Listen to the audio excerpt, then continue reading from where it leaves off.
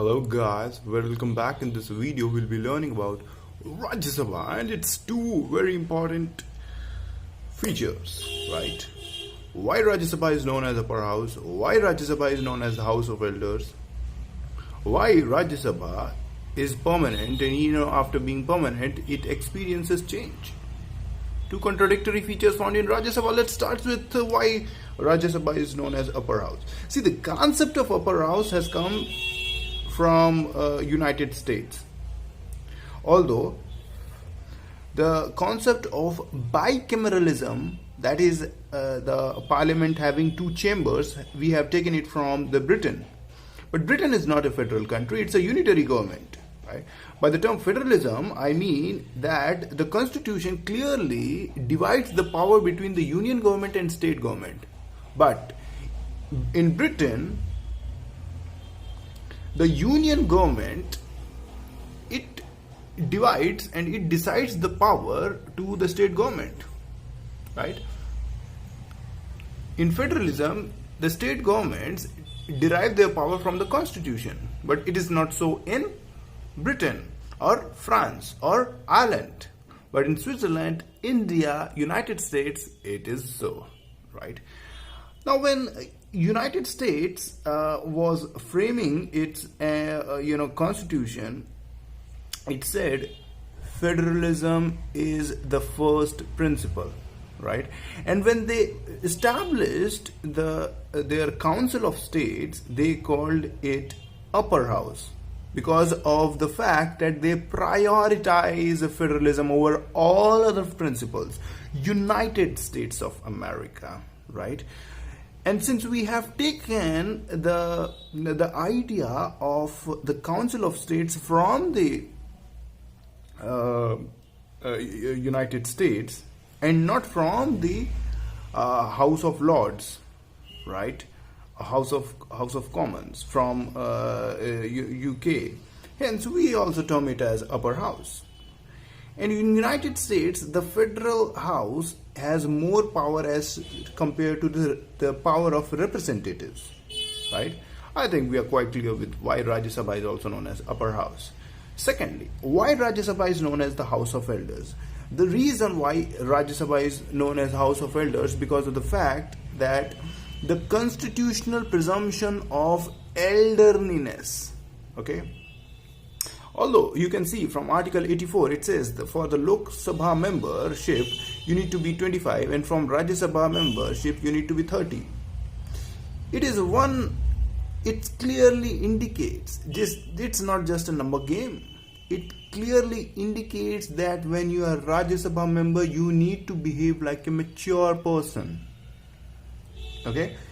Secondly, a Lok Sabha member is elected by a common layman, but the Rajya Sabha member is elected by the representative of laymen, and hence the Rajya Sabha member is the representative of the representatives, right? And hence a Rajya Sabha election happens in the floor of the state legislative assembly, right? MLAs, who are the representative of the commons, they participate in the election of a Rajya Sabha member. Right? Now, this all reason and the constitutional presumption of elderliness, hence it is also known as House of Elders. Now, let's get acquainted with the features of Rajya Sabha. Now, it is a beautiful paradox of two contradictory features. First is permanence, the second is change. Let's see how permanence. Now, it is not subject to dissolution. Rajya Sabha is a permanent house. Lok Sabha lives for 5 years. Rajya Sabha is a termless house. Lok Sabha has a fixed term, right? Of 5 years. After that, it dissolves, right? Every member of the Rajya Sabha has individual term of 6 years, right? The Indian Parliament, it can live without Lok Sabha, but Indian Parliament cannot live without Rajya Sabha. Now, Rajya Sabha represents the institutional permanence of Indian Parliament. There is only one phase of permanence in Indian Parliament, that is Rajya Sabha. How is it changed? Now, 1/3 of the members of Rajya Sabha, they retire in every period of 2 years, right? So after every 2 years, new one-third members are elected. Each member has a tenure of 6 years. Now, how was it started? Now, recruitment and retirement shall be stretched over a period so that the institutions remain permanent. Institution of Rajya Sabha, the permanency is maintained, right?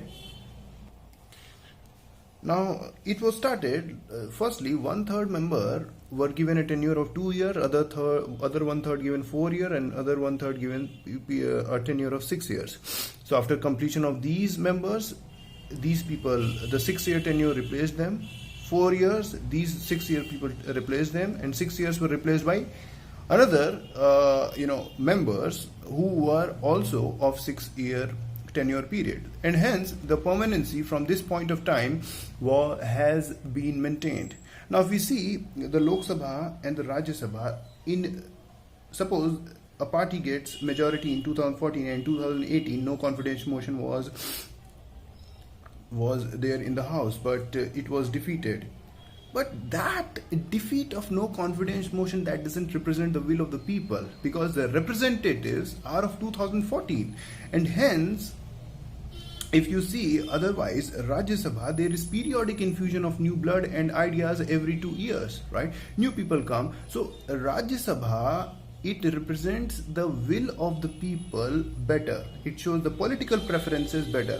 And opinion of Rajya Sabha is dynamic. So what we have written, let's read out. Hence, Rajya Sabha is more dynamic chamber than the Lok Sabha. Rajya Sabha, although permanent, has dynamic opinion. Lok Sabha, although temporary, has static opinion. Hence, it is the beautiful infusion of the permanence and dynamism.